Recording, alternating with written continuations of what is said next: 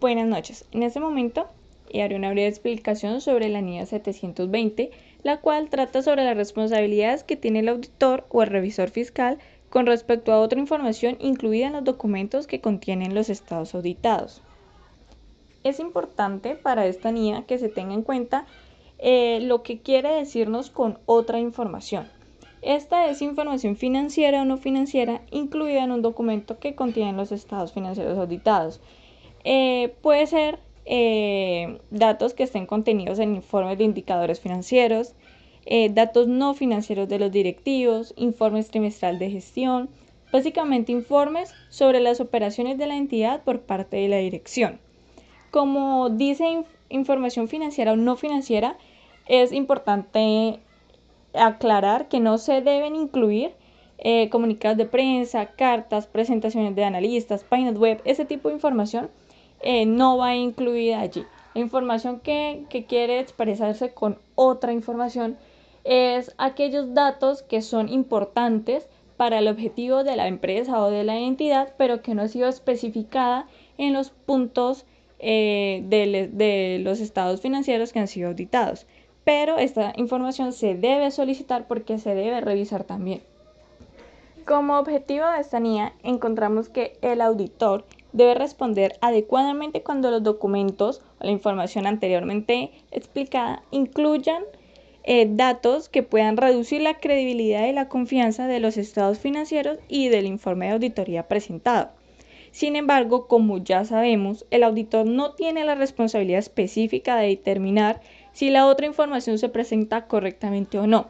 Es decir, él no tiene la autoridad para lanzar un juicio sobre una información que se esté presentando, pero sí puede y debe examinarla para generar bases sólidas sobre sus comentarios en el informe que se presenta o que esté revisando.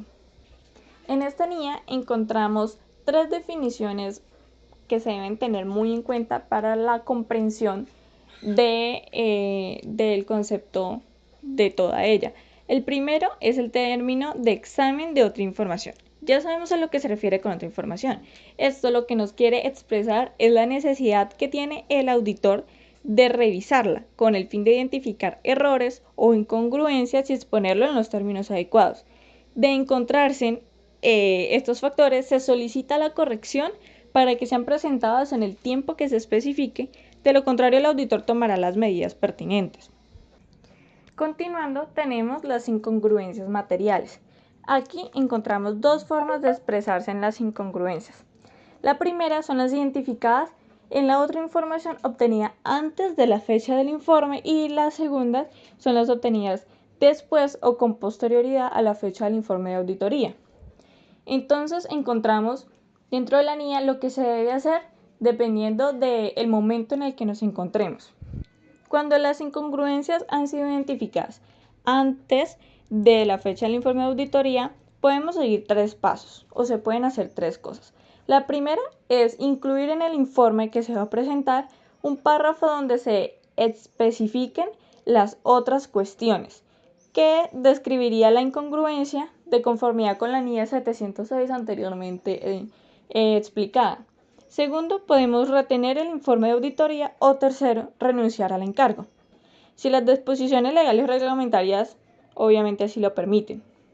Y cuando las incongruencias han sido identificadas después de la fecha del informe de auditoría, es necesaria una modificación la cual debe solicitar el auditor, y si la dirección se rehúsa a hacerlo, el auditor notificará las reservas en relación con otra información a los responsables del gobierno o de la entidad con la cual se esté trabajando y adoptará cualquier medida adicional que considere adecuada. Y por último tenemos las incorrecciones materiales en la descripción de un hecho. Estas incorrecciones materiales son aquellos errores que se pueden identificar en la información presentada por la entidad y que representan una variación en los datos presentados, a fin de corregir la impresión que ha generado la incorrección material. Se pueden considerar casos de incorrección la inexactitud al recoger o procesar datos a partir de los cuales se preparan los estados financieros, o las estimaciones contables erróneas por malinterpretar información. También se pueden considerar Incorrecciones: las estimaciones contables que el auditor considere poco acertadas o razonables y que han sido fijadas como política por la dirección del ente. Con las estimaciones encontramos como un problemita, porque obviamente el término estimaciones nos expresa inmediatamente que son datos no específicos, ¿sí? No reales, pero si la entidad o la empresa lo ha fijado como una política, deben ser tenidos en cuenta a la hora de presentar un informe o de revisar la información. Para el tema de las incorrecciones, además de la NIA 720, que es esta, también está la NIA 315, que, como nuestros compañeros expusieron, se exponen diferentes condiciones y hechos relacionados con riesgo para el negocio, de los cuales pueden indicar al revisor fiscal la existencia de riesgos de incorrección material en los estados financieros. Por lo tanto, como conclusión podemos decir que es de vital importancia la obtención del conocimiento de la entidad y del entorno de la misma con el propósito de lograr identificar incorrecciones en la información financiera que se presenta.